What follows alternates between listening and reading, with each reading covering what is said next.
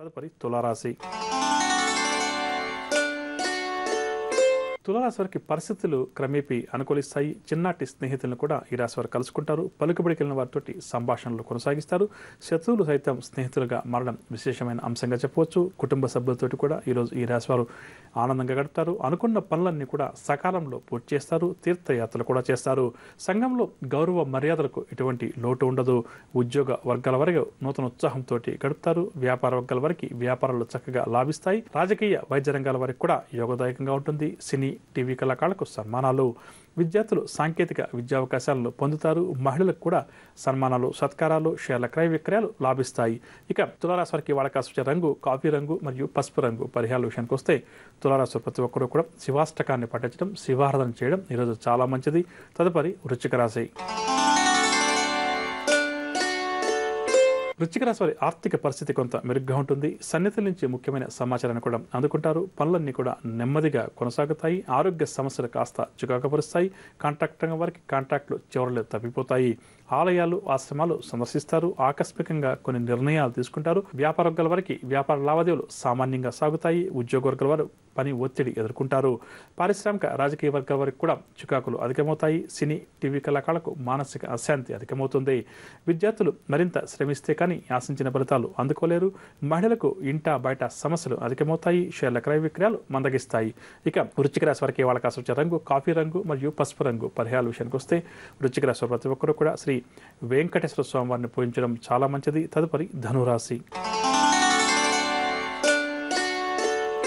ధనురాశి వారికి కుటుంబ కలహాలు అధికమవుతాయి. ఆర్థిక ఇబ్బందులు కూడా అధికమవుతాయి. నూతన రుణ ప్రయత్నాలు కూడా ఈ రాశి వారు ముమ్మరం చేస్తారు. ఆలోచనలు ఏవి కూడా వీరికి స్థిరంగా ఉండవు. పనులన్నీ కూడా నత్తనకన సాగుతాయి. శ్రమ తప్ప ఫలితం వీరికి అంతగా కనిపించదు. వివాదాలకు, కోపతాపాలకు దూరంగా ఉండడం చాలా మంచిది. ప్రయాణాలు కూడా ఈరోజు వీరు రద్దు చేసుకుంటారు. వ్యాపార వర్గాల వారికి వ్యాపార లావాదేవీలు సామాన్యంగా సాగుతాయి. ఉద్యోగ వర్గాల వారికి ఉద్యోగాల్లో మార్పులు, చేర్పులు. రాజకీయ వైద్య రంగాల వారికి ఒత్తిడులు అధికమవుతాయి. సినీ టీవీ కళాకారులకు గందరగోళ పరిస్థితులు ఎదురవుతాయి.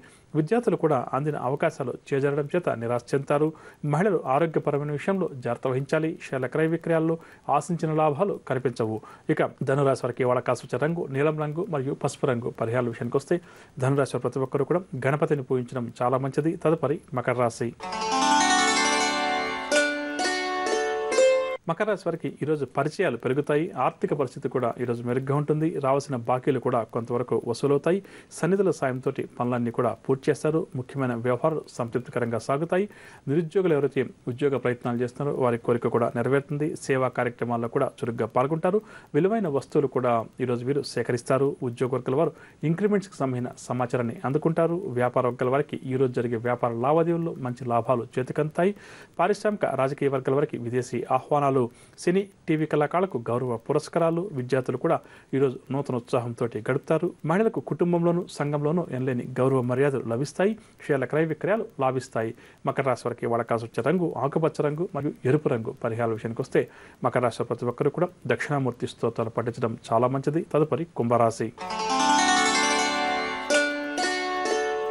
కుంభరాశి వారు ఈరోజు పనుల్లో విజయం సాధిస్తారు. శుభవార్తలు కూడా అందుకుంటారు. ఆర్థిక లావాదేవీలు కూడా వీరికి ఉత్సాహాన్ని ఇస్తాయి. సేవా కార్యక్రమాల్లో కూడా ఈ రాశి వారు చురుగ్గా పాల్గొంటారు. చిరకాల మిత్రులను కూడా కలుసుకుంటారు. పలుకుబడికి వెళ్ళిన వ్యక్తులతోటి పరిచయాలు కూడా వీరికి ఏర్పడతాయి. కాంట్రాక్ట్ రంగం వారికి కొత్త కాంట్రాక్టులు దక్కుతాయి. పట్టుదల మాత్రం ఈరోజు ఈ రాశి వారికి బాగా పెరుగుతుంది. పట్టుదలతోటి అనుకున్నది సాధిస్తారు.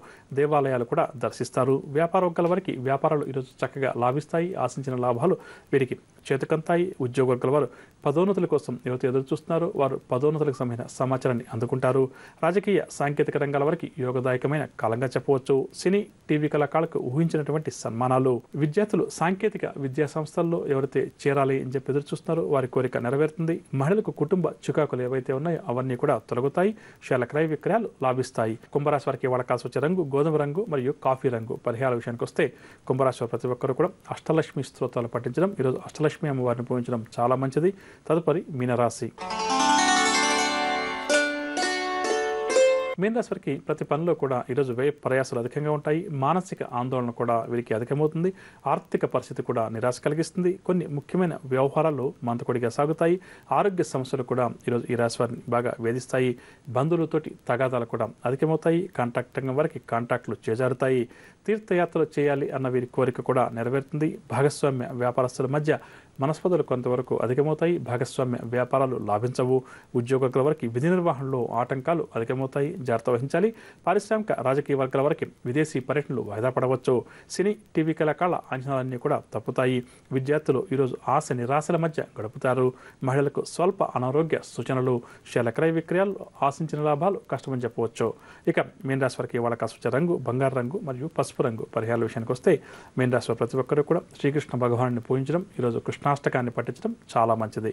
విన్నారుగా, నవగ్రహ సంచారాన్ని అనుసరించి ద్వాదశ రాశుల వారికి ఈరోజు గ్రహస్థితి ఏ విధంగా ఉంది, వారు ఎటువంటి పరిహారాలు పాటించాలి అన్న అంశం. ఇక ఇప్పుడు మనం ఈరోజు ఎవరైతే ముఖ్యమైన వ్యవహారాలు ఏదైనా ప్రారంభం చేయాలి లేదా ముఖ్యమైన వ్యవహారాలకు సంబంధించి కీలక నిర్ణయాలు తీసుకోవాలని చెప్పి అనుకుంటున్నారో వారు ఏ భగవంతుని పూజిస్తే వారి విజయ అవకాశాలు మెరుగుపడుతుంది అన్న అంశాన్ని తెలుసుకుందాం.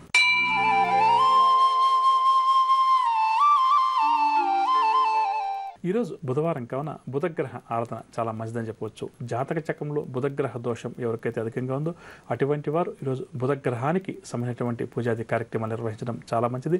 అదేవిధంగా ఈరోజు ముఖ్యమైన వ్యవహారాలు ఏదైనా ప్రారంభం చేయాలి లేదా ముఖ్యమైన వ్యవహారాలకు సంబంధించి కీలక నిర్ణయాలు ఏదైనా తీసుకోవాలి అని చెప్పనుకున్న వారు దగ్గరలో ఉన్నటువంటి గణపతి ఆలయానికి వెళ్ళి స్వామివారికి గరికతోటి పూజ చేయించి అదేవిధంగా స్వామివారి ఆలయంలో కూర్చొని ఓం గం గణపతయ్య నమః అన్నటువంటి మంత్రాన్ని కనీసం ఒక 108 సార్లు పఠించి ఆ తర్వాత ముందుకు బయలుదేరి వెళ్ళడం లేదా కీలక నిర్ణయాలు తీసుకునే ప్రయత్నం చేయడం వల్ల తప్పకుండా కూడా వారి విజయ అవకాశాలు మెరుగుపడతాయని చెప్పవచ్చు.